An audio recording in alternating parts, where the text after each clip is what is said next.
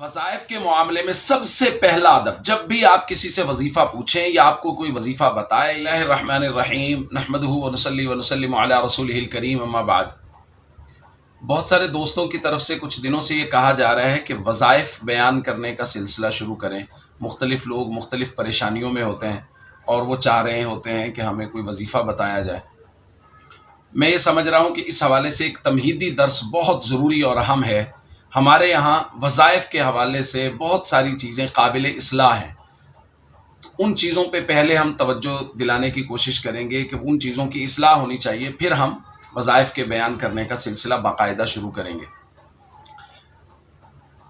एक तो वज़ाइफ के बयान करने के लिए काफ़ी सारे आदाब हैं जो उलमा ने लिख दिए हुए हैं, तो उन आदाब को सामने रखना चाहिए। रिज़्क़ हलाल, फ़राइज़ और अरकान इस्लाम की पाबंदी, बाकी चीज़ें वो अपनी जगह वो मुसल्लमा हैं और ज़रूरी हैं।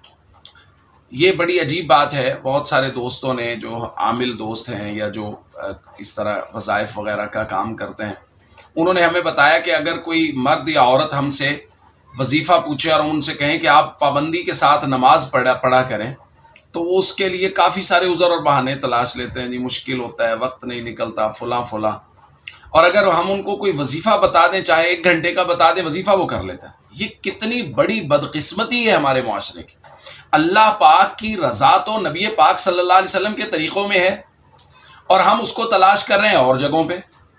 तो जब तक फ़राइज़ और अरकान इस्लाम के हम पाबंद नहीं होंगे, उस वक्त तक मामला दुरुस्त नहीं हो सकते, याद रखिए। एक बात तो ये है।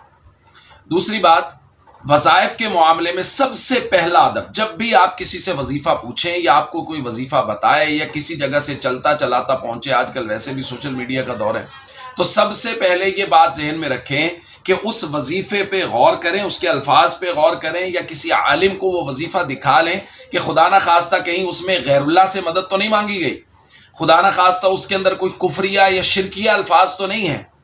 इस बात की तहकीक करना लाजिम है। अगर आप बग़ैर तहकीक के वो वजीफ़ा पढ़ते चले जाएंगे जिसके अंदर ऐसे अल्फाज होंगे खुदा न खास्ता जिसके अंदर कुफरिया और शिरकिया अल्फाज हैं, तो आप पर तहकीक करना लाजिम था, आपने क्यों नहीं की?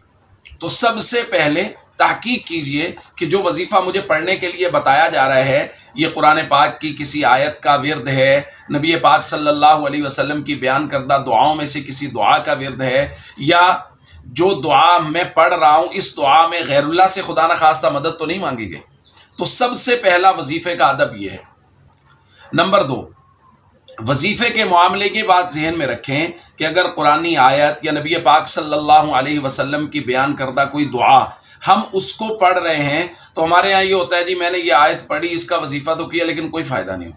भाई नहीं, ये लफ्ज़ नहीं कह सकते। कैसे कह सकते हैं? हमने कुरान की आयत पढ़ी, सूरह यासीन का वजीफ़ा है।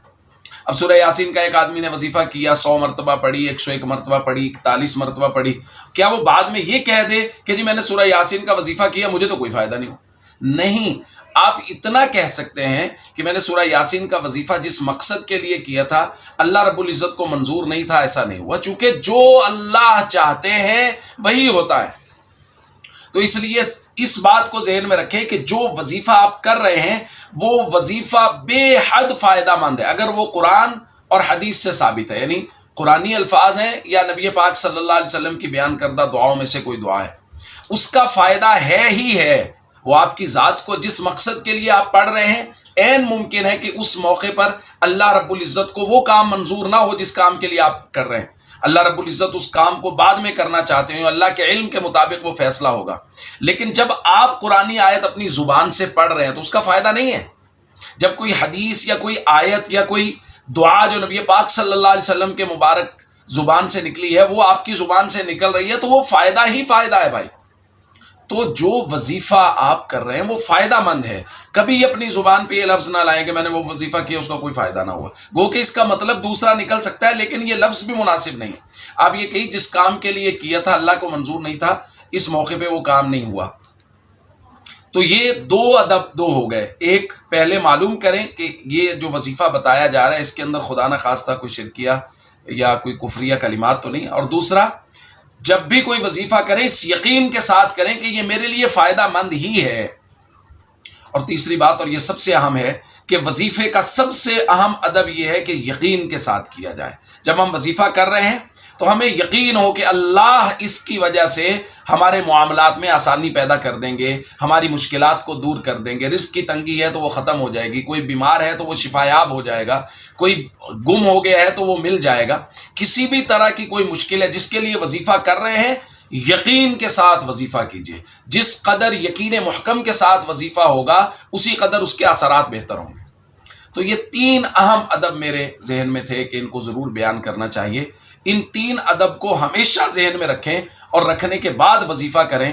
انشاءاللہ اللہ رب العزت قرآنی آیات کے صدقہ میں، نبی پاک صلی اللہ علیہ وسلم کی بیان کردہ ادعیہ معصورہ، یعنی وہ جو مسنون دعائیں ہیں، ان کی وجہ سے اللہ رب العزت بہت سارے مسائل کو حل فرمائیں گے۔